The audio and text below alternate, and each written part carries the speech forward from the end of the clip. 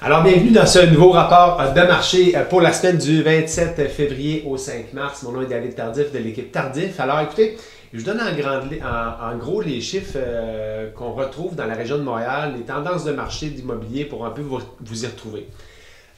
C'est un drôle de marché actuellement. C'est tout ou rien. Ok? Les propriétés se vendent en offres multiples, en surenchère, ou bien il y en a qui ne se passe absolument rien alors que tu penses que c'est des propriétés qui vont se vendre très rapidement. Donc, c'est un marché un petit peu difficile à suivre actuellement, donc d'autant plus que c'est important vraiment bien se positionner en tant que vendeur.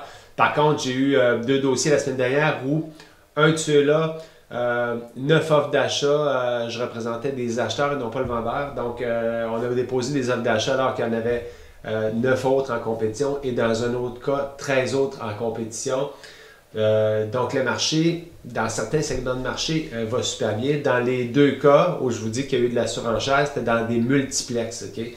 On parle d'un triplex, un cinqplex. Donc, c'est vraiment un marché il y a la cote actuellement. Les investisseurs sont revenus à la charge après une baisse de taux d'intérêt. Donc, c'est un marché qui continue d'évoluer, des chiffres qui reflètent une belle activité, mais c'est un petit peu en baisse par rapport à l'an dernier actuellement. Est-ce que c'est l'effet de Trump? On ne le sait pas. Donc, qu'est-ce qui s'est passé dans la copropriété? Actuellement, il y en a 5296 condos à vendre à Montréal. Il y en a eu 225 qui se sont vendus dans cette période-là, donc du 27 février au 5 mars, donc sur une durée d'une semaine. Propriétés expirées, propriétés qui ne sont pas vendues suite à l'expiration d'un mandat de courtage, il y en a eu 155. C'est 20% de plus que l'an passé. Nouvelles inscriptions, 425 mises en marché la semaine dernière. Quels ont été les secteurs les plus actifs? Ce n'est pas une grande surprise, à toutes les semaines, c'est ça. On parle de principalement Ville-Marie pour 44 ventes sur 225. Par contre, Ville-Marie, ce qui est intéressant de comprendre aussi, c'est que bien qu'il est vigoureux, les ventes de condos neufs sont difficiles dans Ville-Marie actuellement. Pourquoi? Puis pourquoi il y a tant de ventes que ça? Mon opinion, c'est qu'évidemment, il y a eu la COVID, il y a eu plein de nouveaux projets de mise en marché au niveau des condos neufs dans Ville-Marie, et il y a eu beaucoup de retard de chantier. Donc, ce qui est arrivé, c'est qu'il y a plein de nouveaux condos qui se sont mis sur le marché en location, parce que la plupart du temps, c'était des investisseurs. Et puis là, il y a eu une féroce compétition au niveau des prix de location au centre-ville. Certaines personnes ne réussissaient pas à louer. En plus de ça, hausse de taux d'intérêt, donc il n'y avait plus de rentabilité tant que ça au niveau du condo locatif. Donc, actuellement, il y a un surinventaire. Il y a certains projets de condos actuellement existants que les reventes d'unités existantes sont vraiment anémiques, donc c'est tough. Donc, Ville-Marie, secteur assez intéressant à analyser. Transaction la plus élevée, c'est un condo sur la rue Chambord qui s'est vendu pratiquement 1,5 million. Je vais aller le ressortir.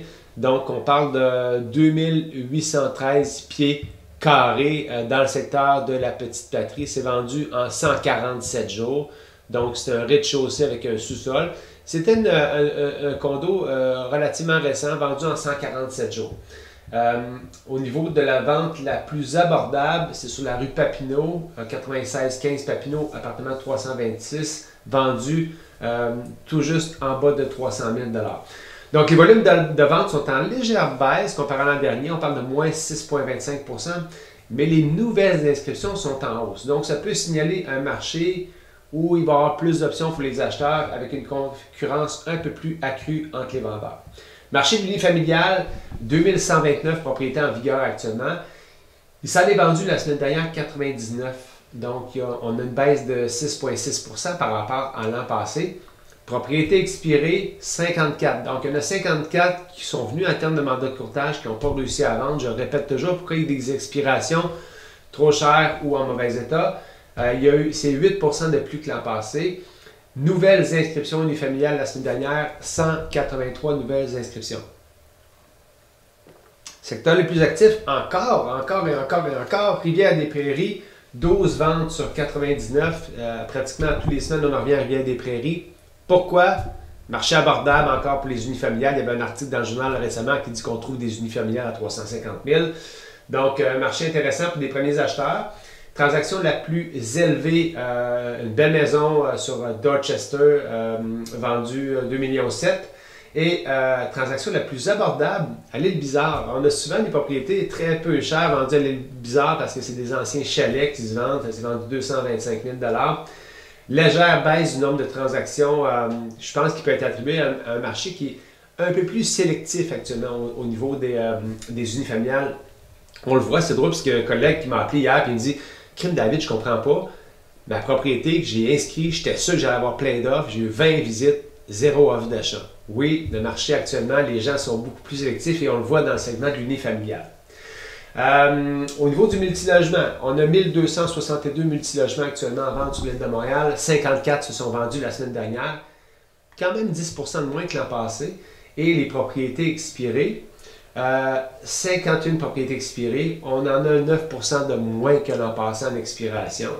Tout le temps un peu plus volatile le marché du multilogement, donc c'est un peu dur à l'expliquer et à justifier. Nouvelles inscriptions, il y en a eu 100 dans la dernière semaine. On parle, secteur le plus actif, Villeray, 11 ventes sur 54, avec un MRB moyen, multiplicateur de revenus bruts à 17,74. Le prix moyen par porte s'est établi à 363 000 la semaine dernière. La transaction la plus élevée, c'est un 8plex semi-commercial sur le plateau Mont-Royal, sur l'avenue Laurier, à 3,8 millions. Et la transaction la plus abordable, encore un petit multiplex semi-commercial, 450 000 sur Fénélon, dans Saint-Michel, Parc Extension. Le marché du multilogement a montré une petite baisse de transactions, un peu plus d'expiration. Est-ce que c'est encore l'effet Trump? Est-ce que c'est l'effet que les gens ont moins confiance? Possible, on ne peut pas spéculer pour l'instant, mais ça ressemble peut-être à ça. Quelle est ma conclusion? On s'en va vers un marché peut-être un peu plus équilibré tranquillement. Les ventes ralentissent légèrement, tandis que les inscriptions augmentent. Donc, c'est comme j'explique tout le temps, s'il y a plus de stock sur les tablettes, ben c'est ça. Ça se peut que les gens soient un peu plus sélectifs, puis ça se peut que s'il y a plus de stock sur les tablettes, qu'il y a du monde qui commence à liquider ultimement parce qu'ils ont d'autres projets et ils veulent passer à d'autres choses. Donc, lorsqu'on liquide et on vend à rabais, évidemment, on crée des niveaux comparables et c'est là que ça devient un petit peu dangereux pour déstabiliser le marché. Pour les investisseurs, le marché multilogement reste assez stable. Par contre, les prix par porte sont élevés. Ça complique la rentabilité, c'est sûr. Alors voilà, si jamais vous pensez vendre ou acheter, ben on est là évidemment. S'il y a des questions que vous voulez que j'aborde dans les rapports de marché toutes les semaines, je suis là évidemment. Continuez à nous suivre, commentez, likez. Bye!